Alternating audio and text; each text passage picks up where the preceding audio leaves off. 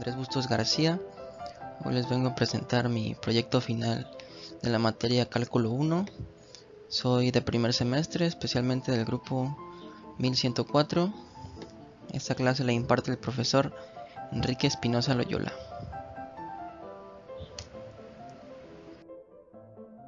Bueno, en este video se hablarán principalmente de 4 temas. El primero será el dominio, la imagen, inyectividad, sobreyectividad. Pero he querido agregar un tema más que será el codominio para hacer este video un poco más completo.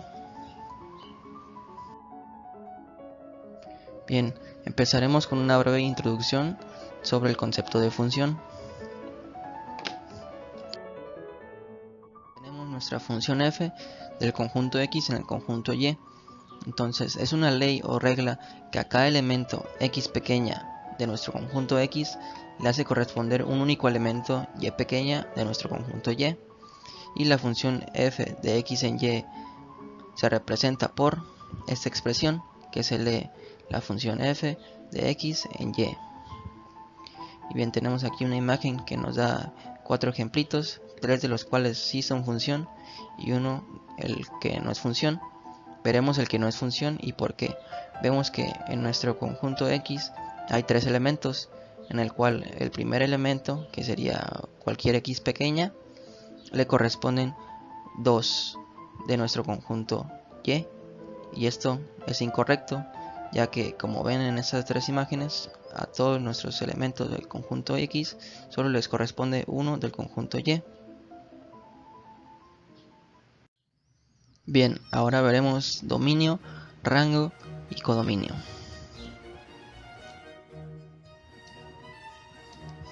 Bien, dominio. El dominio es el conjunto de valores de entrada de una función. El rango o imagen es el conjunto de valores de salida de una función. Y el codominio es el conjunto que contiene el rango. Esta imagen lo explica muy bien, ya que nuestro dominio, que es la parte que representa nuestro conjunto x, son los valores que nosotros le metemos a la función. En este caso 1, 2 y 3. Los valores de salida serían estos que señalan el rango, que serían 2, 4 y 6. En este caso la función es 2x, ya que vemos que cada número lo multiplicamos por 2, 2 por 1, 2, 2 por 2, 4, 2 por 3, 6. Y como ya no hay más elementos de nuestro dominio, ya no le puede corresponder ni uno más, aunque si nosotros tuviéramos un 4 acá, seguramente le correspondería el 8. Pero como no hay, entonces por eso es nuestro codominio, ya que este contiene el rango. Y son los posibles valores que puede tomar nuestro conjunto y. Bien, veremos unos ejemplos. Consideremos a la función como f de x igual a x más 3. Debemos obtener su dominio, codominio y su rango. Bien, observemos que esta función no tiene ninguna restricción en su dominio, es decir, que la regla de correspondencia que la define es aplicable a cualquier número real. Por lo tanto, su dominio es el conjunto de todos los números reales. También observemos que su codominio también son todos los números reales, pues si x es un número real, la expresión x más 3 también va a serlo.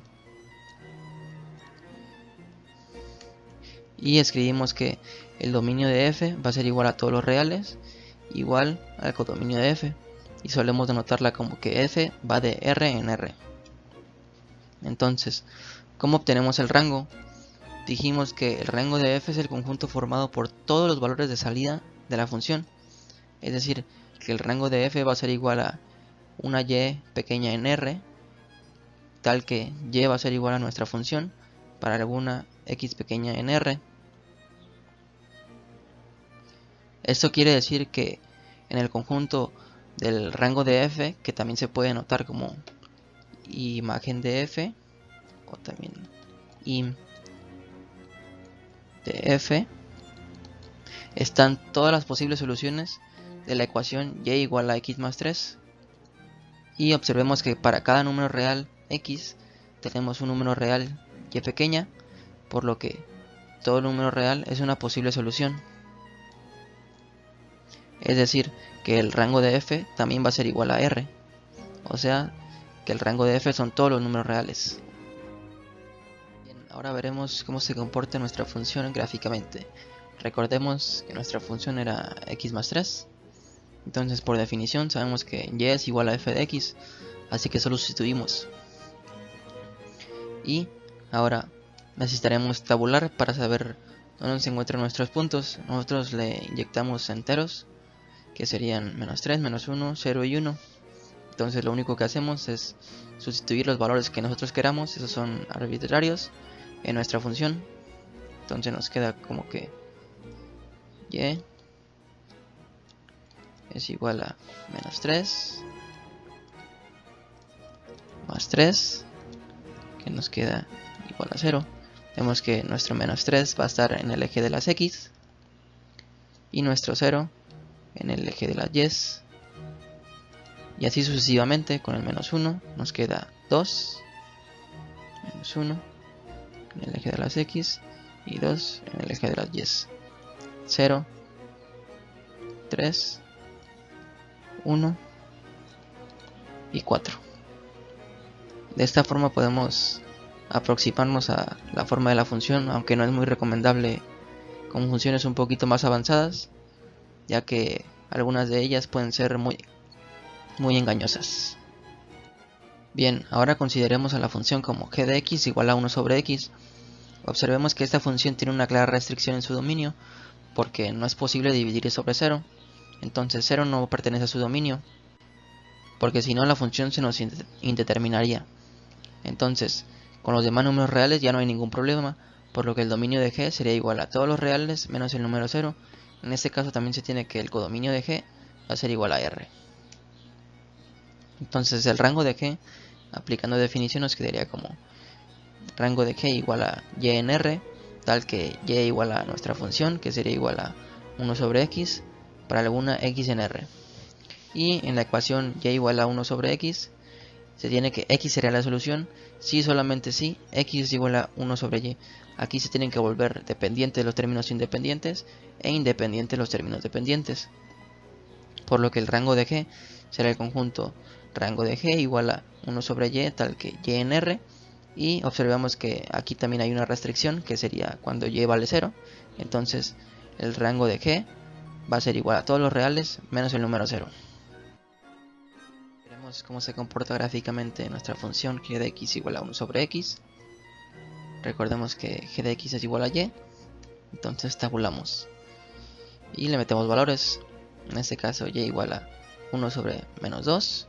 Nos queda menos 1 medio. Buscamos el menos 2 y el menos 1 medio. Aquí está. De ahí 1 sobre menos 1. Nos da menos 1. No podemos meter el 0 porque se nos indeterminaría. Buscamos el 1. 1 sobre 1 nos da 1. Y por último el 2. 1 sobre 2 nos da 1 medio. Bien, pasaremos a ver funciones, especialmente la inyectiva y sobreyectiva. Bien, pasaremos a hablar de la función inyectiva. Esta nos dice que la función f es inyectiva si cada elemento del conjunto final y tiene como máximo un elemento del conjunto inicial x al que le corresponde. Y una definición formal que vimos en clase sería: una función f que va de a en b se dice que es inyectiva si y solo si. Son dos cosas, son dos casos. El primero sería para toda a y a' en a tiene que ser diferente de a', entonces sus imágenes son diferentes. Esto es equivalente a decir lo contrario, que sería tus imágenes son iguales, entonces a es igual a a' para toda a y a' en a. Y vemos una imagen de ejemplo. Vemos que a esto solo le corresponde 1 y esta es inyectiva, y a este conjunto y le corresponden 2, por lo que no es inyectiva. Esto quiere decir que no puede más de un valor de x que tenga la misma imagen. Aquí tenemos un ejemplo y tenemos que determinar si la función f de x igual a 2x más 1 es inyectiva o no. Para empezar, tenemos que escribir la condición de inyectividad, que nos dice que si sus imágenes son iguales, entonces la función en este caso en términos de A, 2A más 1 es igual a 2A' más 1, tienen que ser iguales. Vamos a ver si es cierto. Aplicamos ley de cancelación para el 1 y aplicamos ley de cancelación para el 2 y nos queda que efectivamente A es igual a A'. Bien, entonces tenemos que para todo A y A' en el dominio de F, que sería R, tal es que f de A igual a f de A', entonces A es igual a A', entonces F es inyectiva. Y tenemos aquí un ejemplo de cómo se verían gráficamente. Bien, ahora checaremos si la función f de x igual a x cuadrada es inyectiva o no. En esta vemos que hay un problema, ya que si tomamos a como 1 y a' como menos 1, las dos tienen de imagen al 1. Entonces, esto quiere decir que a sí es diferente de a', pero sus imágenes son iguales. Por lo tanto, f no es inyectiva. Y vemos aquí su gráfica, y vimos en clase que por el criterio de la recta horizontal, esta no es inyectiva, ya que si trazamos una recta en cualquiera de los puntos por donde pase la función, se cruza dos veces y esto termina que no es inyectiva. Bien, ahora veremos sobreyectividad. Una función f es sobreyectiva si todo elemento del conjunto final y tiene al menos un elemento del conjunto inicial x al que le corresponde. La definición que vimos en clase es una función f que va de a en b. Se dice que es sobreyectiva si la imagen de f es igual a b, o equivalentemente, para todo b en b existe a en a, tal que f de a es igual a b. Vemos aquí una imagen que nos dice que esta función es sobreyectiva porque a todos los elementos de y le corresponde al menos uno de x. Vemos aquí todas las líneas, y este no es porque el elemento 3 y el elemento 5 no tienen pareja. Entonces consideremos a la función f de x igual a 5x más 3. Determinaremos si es o no sobreyectiva. Primero aplicamos definición. Para todo b en b existe a en a, tal que f de a es igual a b. Entonces sea b en r, entonces b es igual a f de a. Si solo si, b es igual a 5a más 3.